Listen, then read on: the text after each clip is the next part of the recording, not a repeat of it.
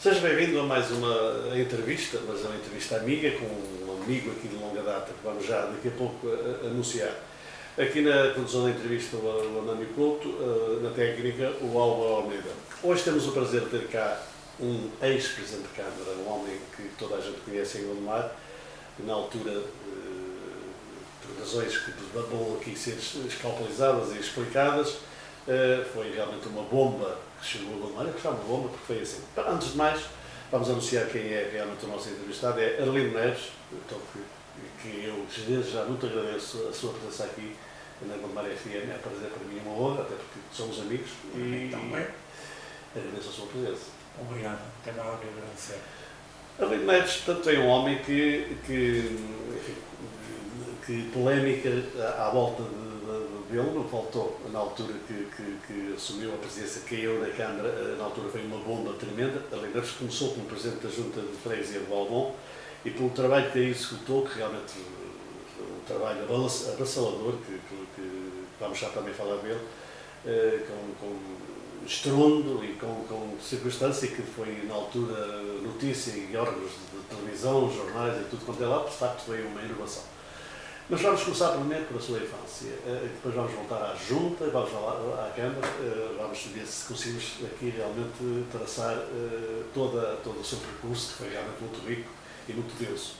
Mas vamos começar pela sua infância. A sua infância, portanto, vive no meio de uma família de empresários. O seu pai era empresário, tanto quanto eu sei. Essa infância, como é que foi? Bom, o meu pai era comerciante, um comerciante que constituía vários segmentos de mercado, tinha uma drogaria, loja de ferragens, uma sapataria e camisaria. Antes disso, o meu pai, decorridos 3 dias após o casamento, teve que ir para a França abrir valetas, porque conseguiu um contrato, já estava inscrito e foi chamado. E depois já de ter um rendimento através de caseiros, que o meu pai construiu as casas para dar lugar a esses caseiros, o meu pai foi para o Brasil como imigrante. Claro está que os meus pais foram os grandes heróis em termos de trabalho, de dedicação ao trabalho, e deixaram-nos um pequeno monopólio. A minha infância foi, digamos, de uma educação muito rigorosa. Não era todos, na altura? Não? Sim, mas essencialmente de parte dos meus pais, que já eram de uma classe média. Eu penso do mesmo, não é? Exatamente. Não tiveram o mínimo pejo. Aos 10 anos mandaram-me para o mundo do trabalho e foi naturalmente para os 10 anos trabalhar como ourives. Iniciei a minha vida como cidadão, como ourives na indústria de Gondomar. Representativo aqui. Depois, naturalmente, segue o percurso de estudar, naturalmente, não frequentou, fez o exame normal, portanto, a escolaridade obrigatória. Escolaridade obrigatória e até que... Trabalhar outra vez. Trabalhar novamente, depois fui mecânico. A minha pretensão era ser mecânico de aviões, fui para mecânico. E depois, porque o patrão não pagava, os meus pais acabaram por me retirar da vida de mecânico. Pronto, e naturalmente, após esse episódio, o meu pai pôs-me a trabalhar ao lado dele, a vender ferragens e outros artefactos para a indústria da marcenaria aqui em Gondomar.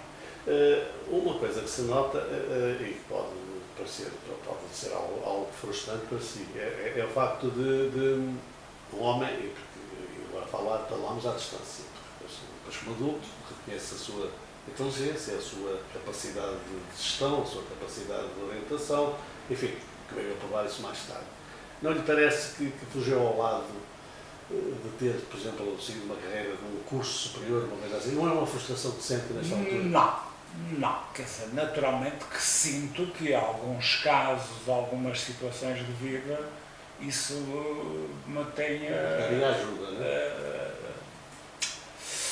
tenha permanecido como uma pena, porque claro, teria-me talvez ajudado. Agora, não precisei disso face ao estilo que havia na minha própria casa, porque a minha mãe era leiteira, vendia leite no Porto, Eu aprendi tudo na vida. Claro. Os meus patrões, cada patrão que eu tive, foi um mestre que eu tive na vida. Não tenho que dizer de nenhum patrão dos que tive. E fiz-me pelos meus próprios braços e pelas minhas próprias mãos. Eu, cada degrau que alcançava, queria alcançar mais um ou mais dois acima. Sim.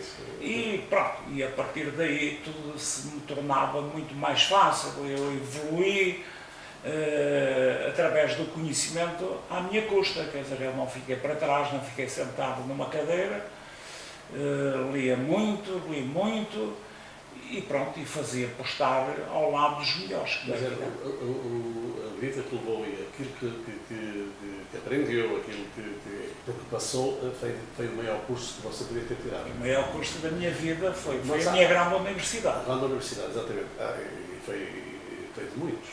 Mas na altura, quando se assume cargos mais vamos falar disso naturalmente, quando assume cargos mais superiores, portanto, é que estou a falar correto na Junta de Freguesia e posteriormente depois na Câmara, há quem o acuse, entre aspas, de que sentia algo de frustrante em si por ter um curso superior e que muitas vezes até perseguia doutores e engenheiros. Vamos ficar a justificar isto. Vamos ver. Muita gente enganou sobre a minha personalidade. Exatamente, isso é um algo. Eu, quando cheguei à Junta, sabia o que queria para a minha freguesia. E não foi por acaso que fizemos um trabalho Tremendo, espetacular ao serviço da freguesia. E depois alcançarei-me candidato à Câmara, como é evidente, através do partido que entendeu por bem candidatar. Muitos funcionários enganaram-se sobre a minha maneira de estar na política.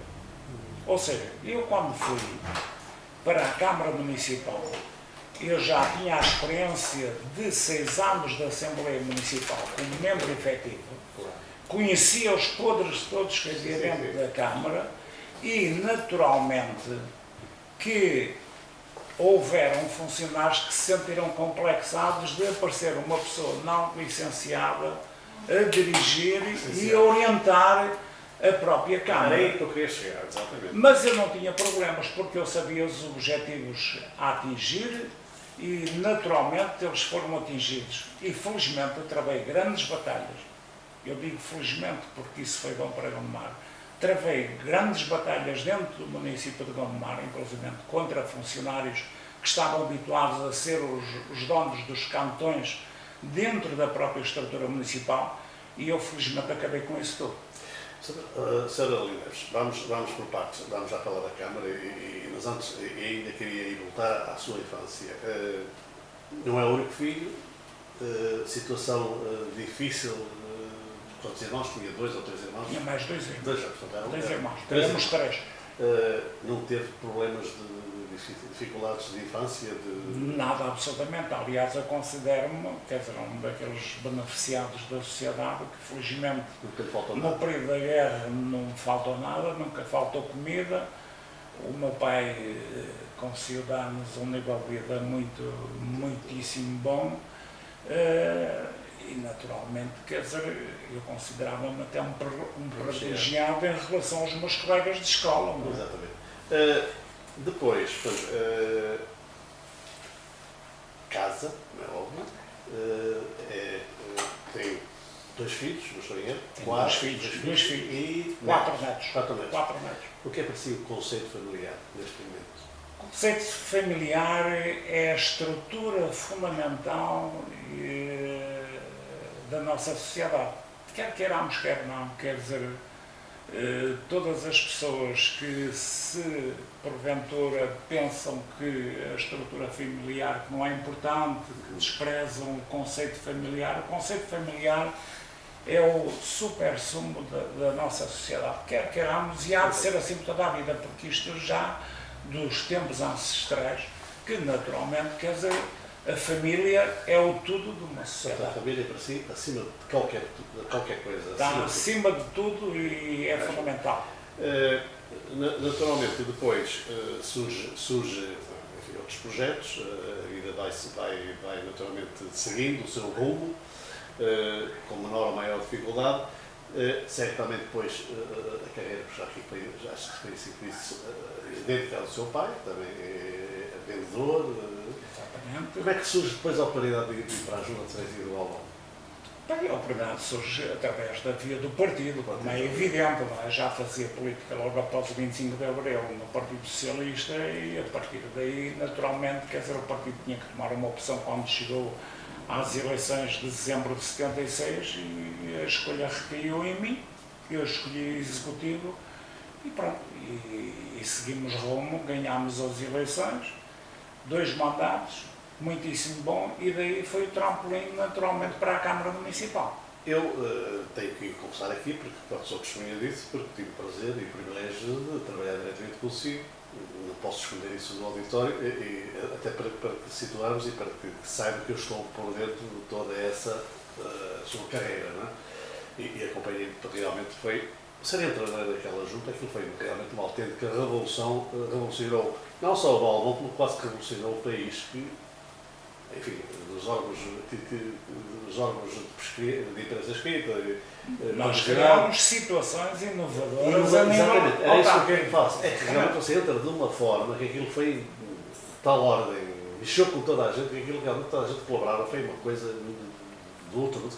Como é que isso lhe surgiu assim? Bem, eu já tinha, digamos, o meu projeto, eu já tinha o meu projeto para o projeto de sociedade que tinha, porque naturalmente eu nasci num berço de ouro, confesso, mas não me rendo, quer dizer, não me rendo, quer dizer, aos encantos que esta sociedade hoje proporciona, e já nesse tempo proporcionava. Eu nunca consegui trair as minhas origens e, naturalmente, o meu plano na Junta, em termos de atuação, foi, digamos, ir ao encontro dos mais desfavorecidos. E não foi por acaso que criámos um posto médico com consulta gratuita, um médico a dar as respectivas consultas, um posto de enfermagem com tratamentos gratuitos, balneários públicos para as pessoas que não tinham quarto de banho em casa, tomar os respectivos banhos com respectivas famílias,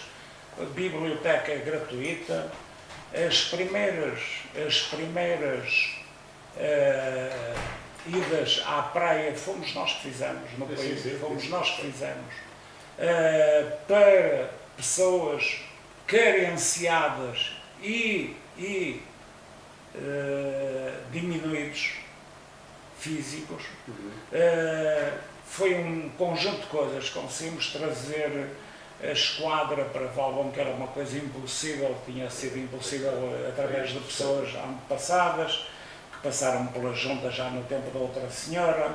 Conseguimos trazer um centro de dia que era modelo aqui no distrito do Porto e no país. Conseguimos trazer uma série de coisas que, com pouco dinheiro. Com pouco dinheiro.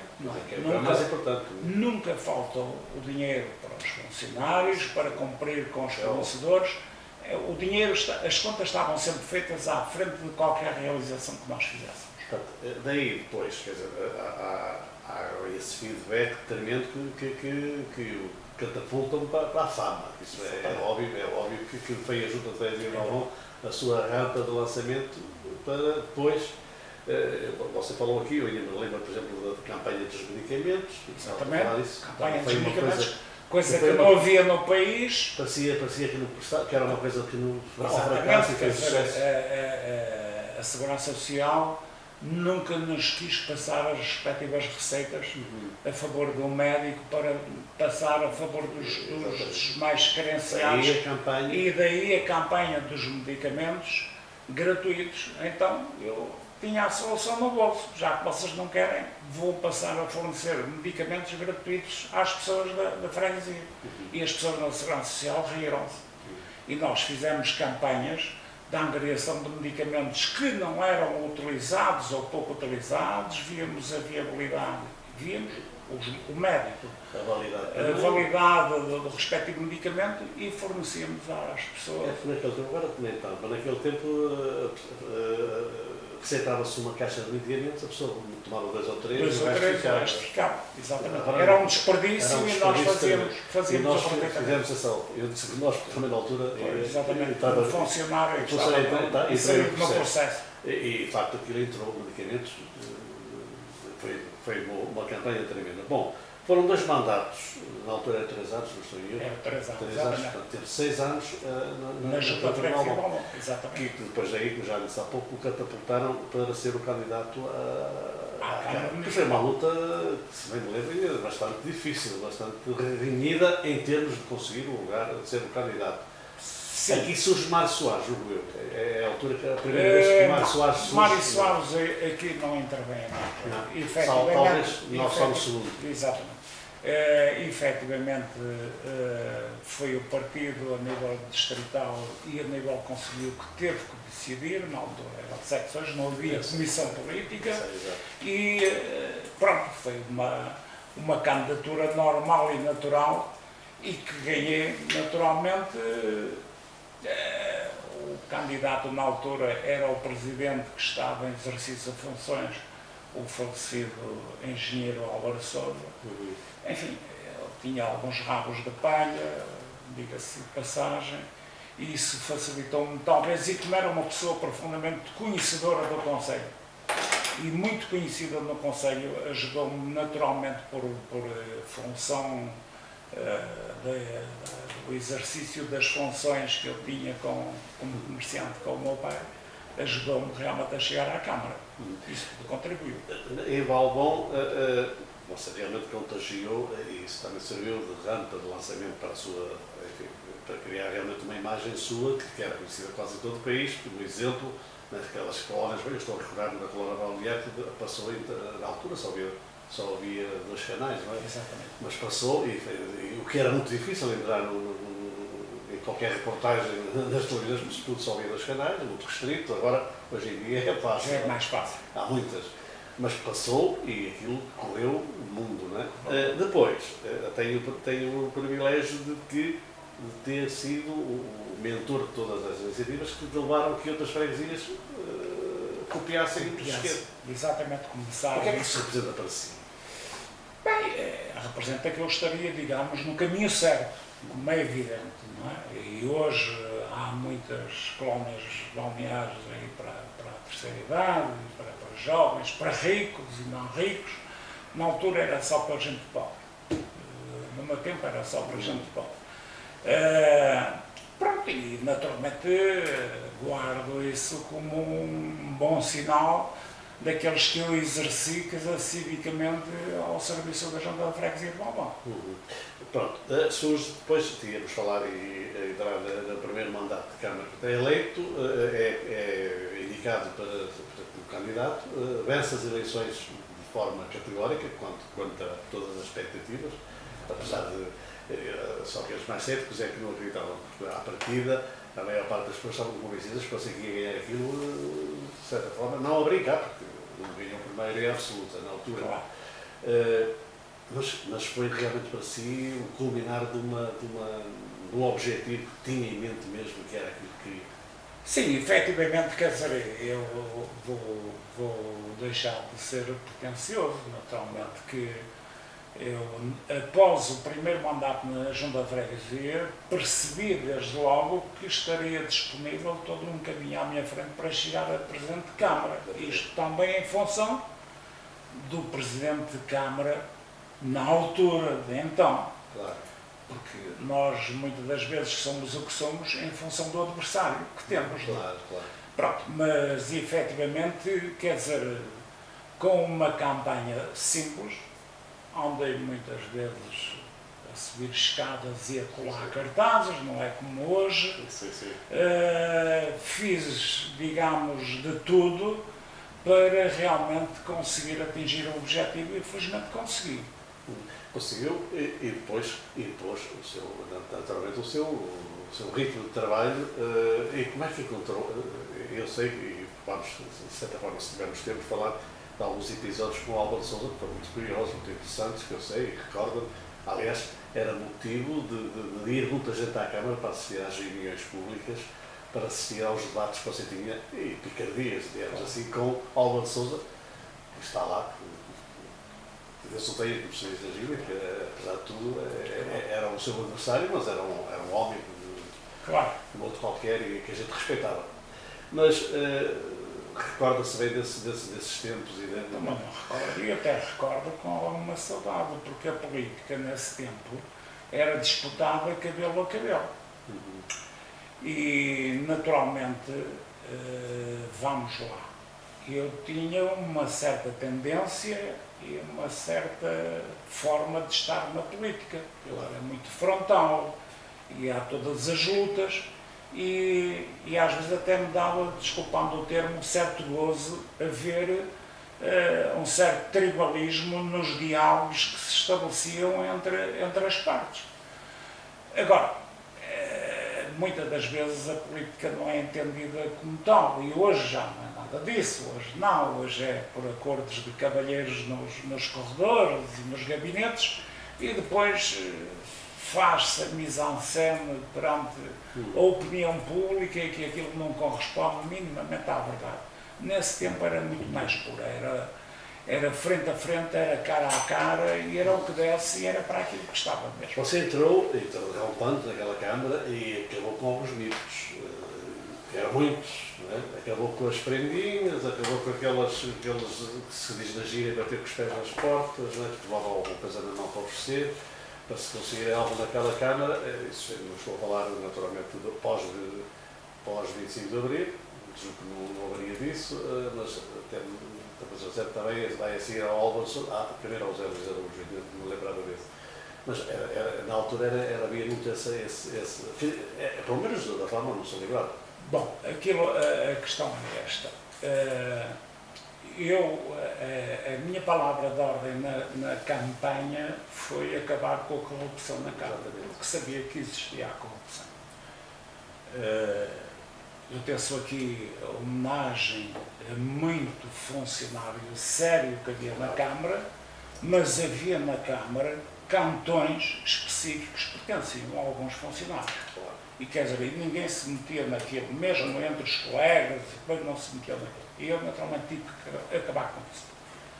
Aquilo era uma instituição pública e naturalmente, mesmo mercê da minha condição de origem, o meu temperamento não me dava para particular com esse tipo de situações. E foi difícil limpar essa situação na Câmara. A parte mais difícil foi realmente o setor das obras particulares. E foi quando eu fiz a introdução da informática ao serviço das obras particulares. Acabei com os balcões, com os clichés. Os munícipes seriam atendidos em frente a uma secretária, com uma simples cadeira. O munícipe tinha direito a saber qual era a fase do processo e onde estava o processo, se estava parado, se não estava parado, há quantos dias estava. Eu criei uma estrutura orgânica onde realmente um processo tinha X dias para estar nesse serviço, tinha que haver parceiros. Portanto, o processo nunca parava.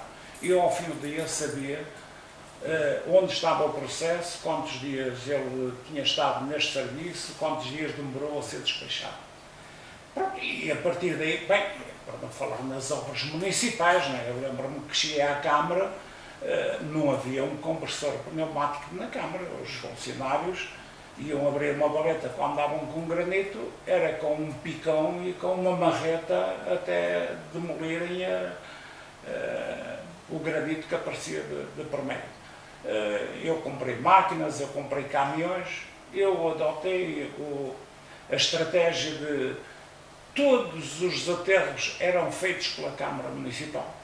Os empreiteiros não intervinham, porque eu tinha a noção de que, efetivamente, o trabalho feito pela Câmara custava à Câmara aquilo que, enfim, a própria execução dos trabalhos obrigava, não é? Portanto, não havia lugar até a debitar mais metros de desaterro ou coisa parecida. Portanto, essa foi a primeira questão. A segunda, foi conseguir pôr uma cisterna a espalhar alcatrão de 2,5 metros. Coisa que havia técnicos que pensavam que isso não era possível. Eu consegui pôr a concurso e adjudicar um caminhão a espalhar asfalto de 2,5 metros. Hoje usa-se o tapete. O primeiro tapete que a Câmara fez em termos de empreiteiros foi precisamente aqui no Largo da Estação. Portanto, mas inovou-se o mais possível e o pessoal sentiu-se acompanhado e apoiado pelo Presidente da Câmara, que sabia que, naturalmente, eles eram privados de acesso a muitas coisas naquilo que era mais ínfimo e que eram pormenores de só menos importância, desde fatos de trabalho, luvas e não sei o que mais. Nós conseguimos dar tudo isso ao pessoal e criar incentivos para que realmente eles... Mas isso também custou-lhe, se era móveis de saúde. Custou, até não custou, por exemplo, eu posso citar quando, por exemplo, havia brigadas, havia cerca de 8 brigadas municipais. E as brigadas, por exemplo, eram compostas por pessoas de Fanzas, de Melros, de Foz de Sousa, de Rio Tinto. E os funcionários iam ao local de trabalho, a Rio Tinto, às 9 horas, 9 e tal. Às 11h30 estavam a abandonar o local de trabalho para ir comer ao meio-dia à Câmara. E depois vinham pegar à 1h30 e às 4h30 já estavam à espera do transporte. Bem, eu cheguei a passar aqui no Largo de Rio Tinto, nunca mais me esqueço, aqui em frente à igreja, em que vi uma brigada às 4h15. E eu perguntei: o que é que vocês estão aqui a fazer? Onde é que é o vosso local de trabalho? Nós já acabamos, estamos à espera de transporte. Bem, isto não podia ser. Eu cheguei a reunir com os técnicos da Câmara e perguntei: sabem quantas horas esta Câmara perde por ano com este tipo de atitudes, com esta e com esta e com esta? Não pode ser assim. Os funcionários bem de Melros, se têm uma obra para fazer na Foz de Sousa, têm que ficar no caminho, não precisam de vir à Câmara para nada, ao parque. Ficam logo a trabalhar. Quando for para ir para casa, o caminhão leva-os para ir para casa. Portanto, não havia perdas de tempo, não havia... Mas aquela levava-se a casa, porque ninguém é obrigado, o trabalhador a levá-lo a casa. Sim, mas já havia por tradição essa regra e manteve-se essa regra. Mas hoje em dia isso até nem se faz, não é? Porque o trabalhador tem que aparecer a hora do local de trabalho, não é? Hoje, infelizmente, parece que acabaram com o transporte para os funcionários. Eu acho que isso que é mau. Acho que isso é bom. Isso não queria olhar os de sabores, era como estávamos a falar, mas nada de que não pudesse ultrapassar. Não, quer saber, um ou outro demorava mais tempo a perceber e a compreender a medida, mas depois acabariam por encontrar-se de acordo com a sintonia da orientação da Presidência da Câmara. Outra das coisas que é enaltecida pelos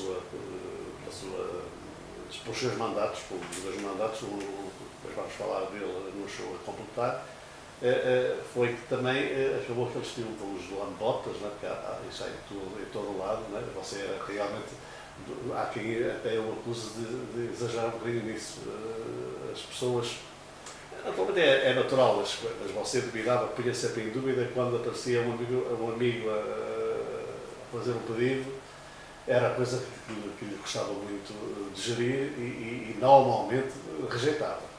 É assim, eu pus sempre como princípio os meus amigos não eram os preferidos. Claro. E não queria ser acusado de forma alguma de privilegiar as relações com os meus amigos, fosse em termos de serviço, fosse em termos de colocação do pessoal na Câmara para os empregos. E ainda hoje sou acusado dentro do Partido Socialista, quando se fala nisso, que o partido nunca esteve na minha frente. E era para os outros partidos. Mas não era assim. Agora, simplesmente entrava quem tinha que entrar. Claro. Mais nada, quer dizer... Porque era uma das coisas que lhe faziam no partido, acusavam, era de realmente que era capaz de abrir a porta mais depressa a uma pessoa de outro caderno político, que provavelmente é um partido. Mas isso é normal, quer dizer, é normal nestas coisas acontecer, neste tipo de relações, porque naturalmente, quer dizer, as pessoas pertencem ao partido, o Presidente julgam que têm o direito aos privilégios e ao acesso privilegiado em relação às pretensões deles. Mas não era assim. Como digo, ainda temos muito que falar e o tempo vai avançando, já temos meia hora de programa, não é? O segundo mandato era lógico e era óbvio que você ia vencê-lo aquilo a brincar, não é? E que não ia acontecer. Portanto, depois do mandato que fez extraordinário, o segundo mandato foi, digamos, um passeio quase, não é? Mas depois surgiram os problemas, não é? O segundo mandato, ao contrário daquilo que era de se perspectivava, foi o seu próprio partido a provocar-lhe alguns dissabores durante aquele período. Eu previ que no segundo mandato iria ter mais dificuldades do que no primeiro. No primeiro existe a expectativa de que, bem, vamos lá ver o que é que o homem faz e o que é que ele vai fazer. E os próprios adversários temiam um bocado pela minha figura agressiva na política, como eu exercia. E então eu previ que naturalmente que ia passar por grandes problemas. E segundo, porque no partido também não foi fácil.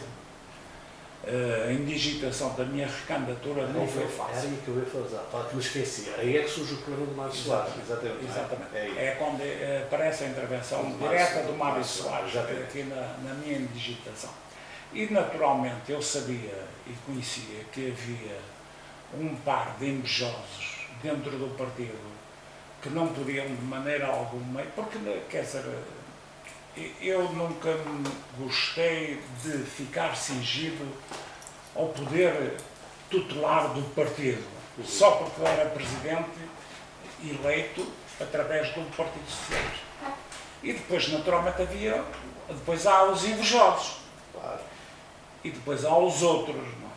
E naturalmente tudo se conjugou face à minha forma de estar na política, em que eu nunca gostei de fazer caldinhos, digamos assim. Tudo se conjugou para que realmente criassem o movimento, até que pronto, o Mário Soares, entretanto, também é eleito Presidente da República e é reeleito, e naturalmente aparecem outros presidentes do partido, e eu, por azar, nunca acertei no candidato que apoiei. Portanto, acertava sempre no cavalo errado, digamos. E isso também me condenou. Bem, e juntou-se realmente o processo do prédio da ponte, em que a Associação de Construtores, na altura, fez tudo por tudo e teceu os seus cordelinhos para que realmente eu não fosse reeleito presidente e que não me mantivesse no poder, porque esta coisa de um presidente mandar deitar um prédio com 5 andares abaixo é preciso ter coragem. Bom, e naturalmente, quer dizer, os meus principais inimigos foram os de dentro do partido, que acabaram por votar a minha perda de mandato, que ainda hoje eu não lhes perdoo, nem à lei da bala, não lhes perdoo. Quer dizer, uma coisa é tomarmos uma atitude que é imponderável, uma coisa é tomarmos uma atitude errada, outra coisa é tomarmos uma atitude que sabemos o que queremos com ela. E foi isso que aconteceu. Hoje à distância, se calhar consideraria e não nomearia para o substituto do período que ele fez, porque eu penso que foi aí o estalário do verniz todo, quando nomeou, acho que foi o Pimenta Dias. O vereador Pimenta Dias. O vereador Pimenta Dias para o substituir na altura que você se a Espanha, ou substituiu qualquer. A questão é esta, quando efetivamente os vereadores do Partido Socialista, dois, eu vou citar nomes porque devo citá-los, claro. Não tenho nada a esconder, o Sr. Aníbal Lira e o falecido Dr. Antônio Ramos votaram ao requerimento do PSD para se discutir a minha perda de mandato, votaram favoravelmente. Eu sabia que eu não estava presente nessa reunião de Câmara, eu naturalmente tive a convicção e a certeza de que já tinha perdido o apoio desses vereadores, porque nunca era de votar favoravelmente uma proposta da oposição nesse sentido.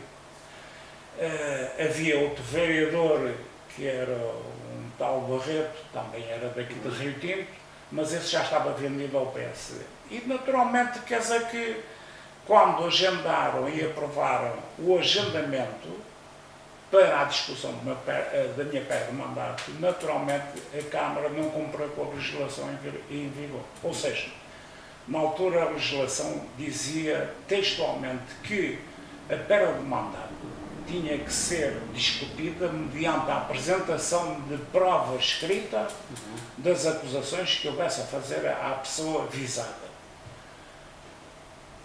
Eu neste caso, eu pessoalmente não podia participar na votação.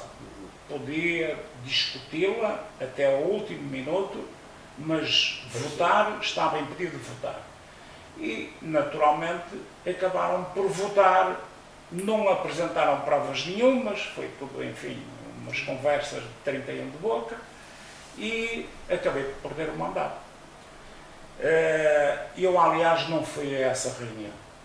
Meti um atestado médico, hoje posso dizê-lo há mais de 20 anos, em que me estava doente e não estive presente à reunião. Eu assisti, por acaso, a essa reunião. Bom, exatamente. E, naturalmente, que face à falta de condições, eu tinha que entregar, face ao atestado médico que eu tinha por 7 dias, tinha que entregar a gestão da Câmara a alguém. E filo, naturalmente, ao vereador Pimenta Dias, porque era o que merecia a minha confiança na altura. Então, vamos analisar melhor isto. Essa decisão dos 7 dias de licença, portanto, por doença, então é anterior, já é na altura em que o senhor sabe que tem já essa situação quase como garantida. Como garantida, como perdida. Quer dizer, como perdida. É que na altura, o que era lançado na altura é que você se ausentou para férias e que lhe nomeou o Pimenta Dias. Eu apresentei um atestado médico por 7 dias, por doença, para não estar presente na reunião. E passei logo, automaticamente, no dia em que apresentei o atestado médico, a transmissão dos poderes ao Sr. Vereador do PCP, António Pimenta Dias. Não acha que o partido, nessa altura, devia ter tomado também uma posição, atendendo à sua figura, atendendo ao passado que tinha pelo PS, que devia ter também assumido aí uma posição e chamando os intervenientes, os vereadores? Nessa altura, eu penso que sim. Nessa altura, quem tinha, digamos, quem tutelava a política municipal era a Federação Distrital, porque na altura ainda não havia comissão política no exercício de funções de acordo com os estatutos. Logo de antemão, a Federação também estava imbuída do mesmo projeto. Isto porque quem dominava a Federação era um tal senhor Dr. Manuel dos Santos, que tinha aqui alguns representantes aqui em Gondomar que reuniam aí nas águas furtadas de um prédio, e naturalmente esses é que delinearam toda a estratégia para vir a acontecer o que veio a acontecer. Agora, o partido há uma coisa, eu nunca percebo o partido para nada, porque ainda hoje posso dizer de cabeça levantada, quem pagou as campanhas em Gondomar, desde que eu fui presidente de junho, até os anos em que fui presidente de Câmara, que foram quase 7 anos, quem pagou as campanhas foi eu. Portanto, eu não precisava da bajuíce do partido na Federação. E isso provocou também alguns amargos de boca a algumas pessoas. Quer dizer, eu não precisava do partido para nada, o partido é que precisava de mim. E eu me mantive sempre nesta perspectiva, ainda hoje há quem me condene por isso, porque devia ser mais humilde e não sei o que mais. Bom, isso é para quem anda a precisar de empregos e do partido e precisa do partido para os empregos. Eu nunca precisei disso, felizmente. Mas não acha que foi deixado assim cair com alguma facilidade? Foi, eu quero lhe dizer, quero-lhe relatar aqui um facto. Na altura o presidente do partido era o Dr. Jorge Sampaio. E na altura o que estava a acontecer aqui em Gondomar foi transmitido ao Dr. Soares, através de um assessor para os assuntos locais. E o Presidente da República, de então, o Dr. Mário Soares, telefonou ao Dr. Jorge Sampaio e disse-lhe: isto não pode acontecer num Partido Socialista como é o nosso e com a figura que é Arlindo Neves perante o partido que somos. O partido deve muito ao Arlindo Neves. Bem, o Dr. Jorge Sampaio não ligou absolutamente nada ao apelo do Dr. Mário Soares e deu ordem para cair mesmo. Então hoje, qual é a sua relação com o Partido Socialista? Bem, com o Partido Socialista naturalmente tenho as minhas mágoas, isto não me escapa nem na hora em que eu estiver no caixão, não me escapa, quer dizer, não escapa e nem perdoa ninguém, nem perdoa ninguém, mesmo àqueles que já partiram, que já foram e há aqueles que são vivos, porque essa gente sabe o que fizeram e a quem serviram para fazer o que fizeram, porque há uma coisa que é importante. Eu nunca deixei ficar mal, nunca envergonhei o partido por nada. Eu nenhum isqueiro quis receber de nada, a troco de nada, quando estive no exercício das minhas funções. Conforme entrou, saiu. Conforme eu saí mais pobre que aquele que entrou. Entrou pobre, saiu pobre. Pronto. Eu saí mais pobre do que aquilo que entrei. Porque eu antes de ir para a Câmara ainda comprei propriedades. Depois que eu fui para a Câmara nunca mais comprei nada, apesar de ter o meu métier, porque eu era comerciante, era empresário comercial e a minha esposa ficou à frente mas naturalmente, quer dizer, nunca mais comprei mais nada. Isso é uma coisa, uma virtude que hoje é usada e é reconhecida por muita gente. Felizmente, muita gente que me quis corromper nessa altura, nesse tempo, e ainda hoje passam por mim e fazem uma vénia como se fosse a tirar um chapéu, apesar de não usar chapéu. Neves, o tempo é realmente o nosso inimigo, ou nosso inimigo, e temos tanta coisa ainda para falar. Depois surgem as suas vinganças, e isso aí, e eu acho muito bem, o homem que no certo não é filho de boa gente, não é? Surge o MDP-CDE, que você é candidato, reúne-se com uma data de pessoal amigo, e claro que era muito difícil, o MDP não tinha implantação nenhuma no Conselho, nem no país, era apenas conhecido, mas mesmo assim vai à luta, não provoca de facto nesse período a derrota da pessoa que queria, porque naturalmente era esse o objetivo, era a derrota do Aníbal Lia, mas consegue ser eleito. Sim, eu efetivamente fui à luta, mercê do apoio que tive dentro do partido, de militantes do Partido Socialista, que reconheceram que houve ali uma injustiça. O MDP acolheu-me de braços abertos, apesar de ter havido tentativas do Partido Socialista e de dirigentes nacionais e tal, pode citar, que davam contrapartidas ao MDP na Câmara do Porto para me retirarem a candidatura e naturalmente o MDP portou-se de forma muito digna, que lhes disse a essas pessoas: vocês só têm que apresentar provas em cima da mesa, e na altura em que vocês apresentar provas, na mesma hora retirámos a candidatura ao Arlindo Neves. Agora, eu fui lá, não foi para ganhar as eleições, naturalmente. Eu tinha a noção que era extremamente difícil ganhar as eleições com um partido tão pequeno. Mas eu fui lá para passar uma fatura ao candidato que votou a minha perda de mandato, que foi candidato à Câmara, que foi o Sr. Aníbal Lia, e naturalmente, quer dizer, por 500 votos não elegi o segundo vereador.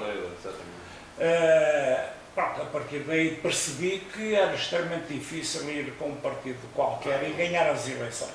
Naturalmente, que quando aparece Valentim Loureira candidatar-se à Câmara... Era isso que eu ia falar a seguir, exatamente. Aparece Valentim, aí é que é a machadada final. Aí é a machadada final. Aí que eu andava já com o recibo já a ficar coçado na carteira já há uns anos. É aí que, naturalmente, eu avanço. O Major Valentim Loureiro faz uma interposta ponte através de um presidente junto que eles tinham aqui no Conselho, e vamos a uma reunião e pede-me o apoio. E naturalmente eu dei-lhe o apoio sem qualquer contrapartida. Aliás, lembro perfeitamente que ele falou-me no seguinte até: então, e você não traz mais nenhum trunfo na manga? Eu disse: não trago mais nada. Tive, e vamos embora, vamos à luta. A partir da manhã, das 7 horas da manhã, já estou pronto para lhe dar o apoio.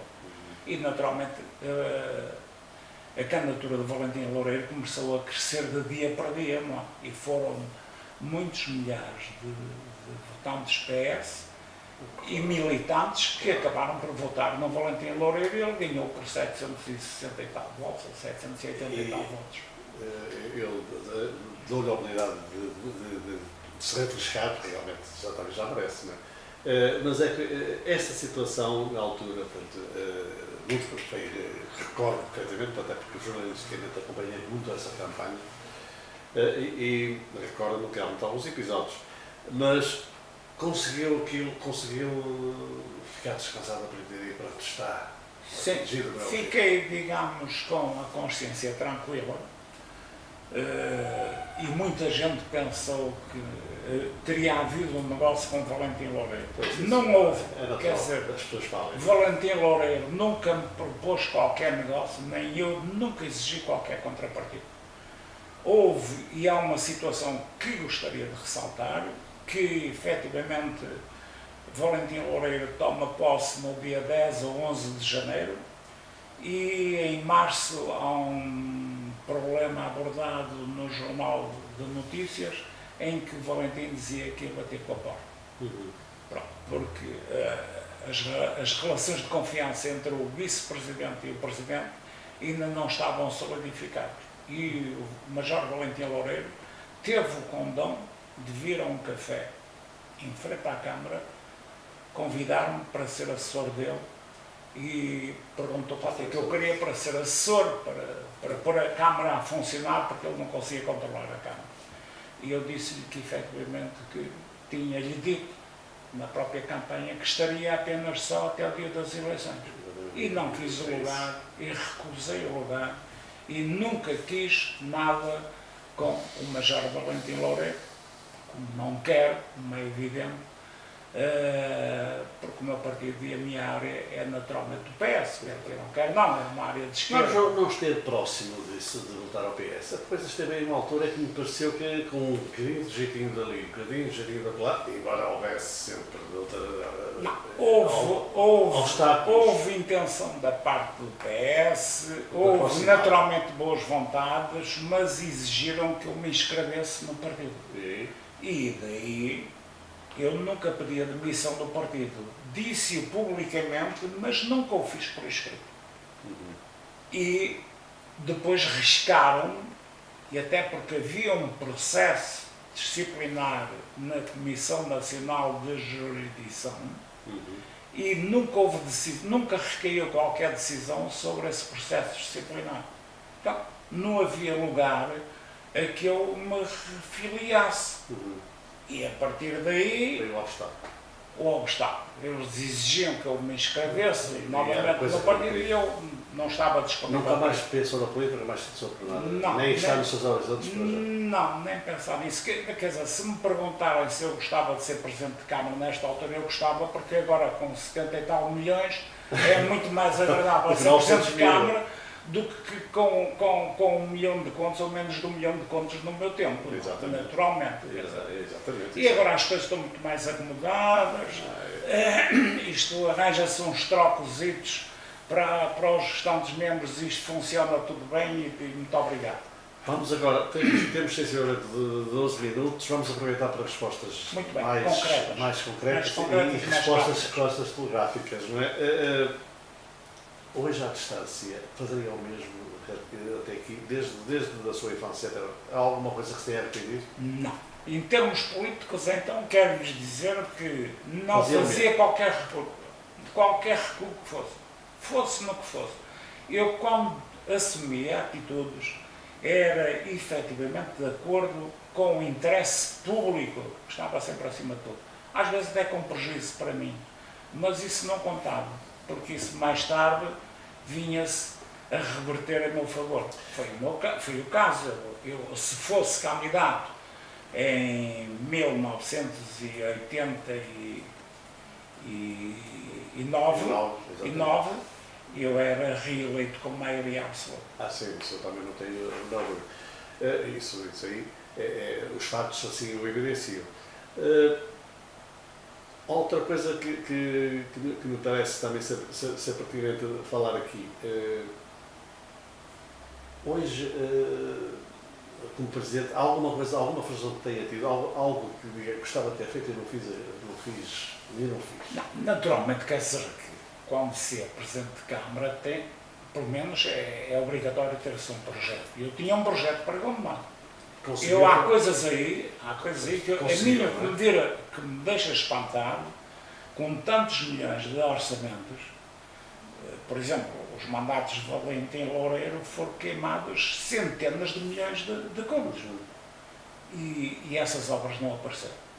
Eu quero dizer, por exemplo, eu fico-me atravessado um parque de exposições aqui em Gondomar. Bem, temos o Multiusos, mas o Multiusos não é um parque de exposições. Um parque de exposições para fazer vincar aquilo que é importante sobre Gondomar. O caso da orivesaria, o caso da marcenaria, o caso de outras artes, que são artes tradicionais aqui em Gondomar e realmente não há lugar à realização das mesmas. Por exemplo, a rede de comunicações entre as principais freguesias aqui nas zonas urbanas. Bem, eu comecei e elas ficaram na mesma conforme eu quase as deixei. E isso são coisas que são imperdoáveis, porque quer dizer, passa-se o tempo e perde-se a oportunidade de se as fazer. Há aqui uma coisa, e isto também rapidamente só, nesta abordagem, de concentrar muito o poder na sua pessoa. Não acha que naquela altura se calhar se dividisse, se diz para gíria, porque dividir para reinar, não é? O senhor não dividia, concentrava muito no... O meu problema nunca foi esse. Não foi dividir tarefas, não. O meu problema era dividir por quem? Pessoas aptas e competentes para desempenhar as funções. E não as tinha? Não as tinha. Não as tinha. É uma afirmação. Exatamente. Porque, efetivamente, os executivos de que pude dispor nunca foram da minha vontade. Era por imposição do partido. Logo de antemão eu reconhecia que havia pessoas que não tinham... Quer dizer, era pior emenda do que o soneto. Então daí não ter dividido. E daí vem naturalmente a concentração de poderes que eu exerci. Por outro lado, devo dizer também muito abertamente e sem ser confessionalmente, é que havia falta de confiança em algumas situações. Você disse muitas vezes que Gondomar estava cheio de pilha-galinhas. Era uma pessoa que eu gostava de rir quando me ouvia dizer isso. Continua a pensar que há muitas pilhas? Hoje há muito mais do que nesse tempo. É? Hoje há muito mais. Hoje, o mandato do Major Valentim Loureiro é para esquecer. Não estou a falar do atual. Eu do atual até mal os conheço. Nem tenho um conhecimento assim muito direto, muito aproximado.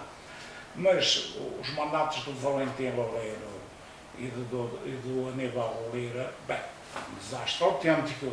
Mas o Valentim Loureiro, convenhamos que fez alguma coisa. Fez, mas deixou o Conselho hipotecado. Quer dizer, eu sou da opinião que o trabalho deve ser valorizado em função do dinheiro que se tem, daquilo que se consegue fazer com o dinheiro que se tem. Agora, fazer e deixar tudo para trás para se pagar quando isso não pode ser. Chegar a um ponto de não haver credores que fornecessem à Câmara nem produtos nem serviços, bom, isso é o mais lamentável que pode acontecer. A relação com amigos desse tempo, não é nenhuma, porque daquele tempo de câmaras, na altura eram os seus amigos, faziam parte ou não, eram impostos.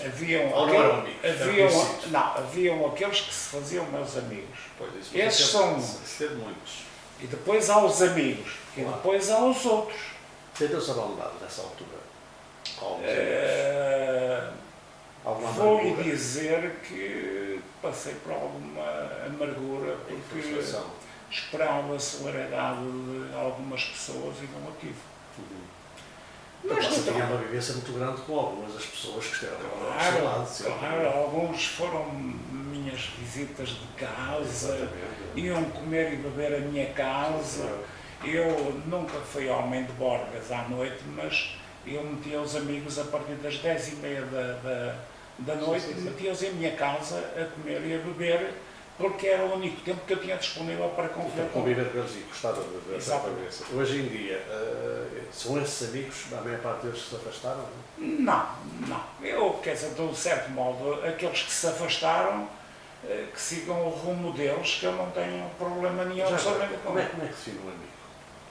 Eu defino um amigo aquele que é de alma e de coração, quer dizer, que faz tudo e que dá tudo nas horas que é necessário em que o amigo precisa. Claro. Agora, há aqueles que até inclusive são capazes de apontar defeitos a partir de determinada altura, como aconteceu. Eu hoje não cumprimento e nem respeito essas pessoas que disseram mal de mim, puseram em causa a minha honorabilidade, porque não sei o que mais, tinham inveja da própria vida que eu fazia. A minha mulher, quer dizer, é uma mulher de trabalho, nunca gozou férias na vida, tem 72 anos, tem 2 estabelecimentos. Tem 2 estabelecimentos abertos e é sempre difícil. É um ambiente familiar também. Familiar, quer dizer, nós não estragamos dinheiro, quer dizer, e houveram pessoas que foram na onda da oposição. Eu acredito que isso tenha nascido na oposição, mas foram da oposição. Arlindo Neves, realmente não posso falar consigo e temos muito ainda para falar, mas eu vou ter que abreviar porque estamos mesmo a ir para o limite. E eu queria que me fizesse uma análise muito rápida, quase que, digamos, valorizar os presidentes de Câmara que tivemos até agora. E a começar pelo José Luís Araújo. Em princípio, qual foi a boa, má? O Dr. José Luís Araújo tive muito boa impressão dele. O Dr. José Luís Araújo. Um bocado mal com as bases. Um homem sério. Não, o Dr. José Luís Araújo já tinha um temperamento, tinha um feitio, uma personalidade que eu percebia. Era um indivíduo licenciado, e naturalmente no Partido Socialista há tudo, não é? Mas foi uma pessoa exemplar, como Presidente de Câmara, nunca utilizou o lugar em prol e em benefício dele,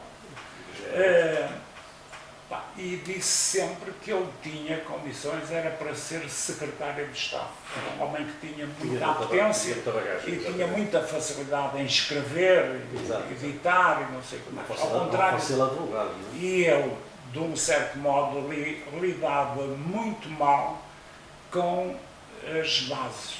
Era isso que quer dizer, com o próprio público, mesmo da Câmara, não lidava muito bem com isso.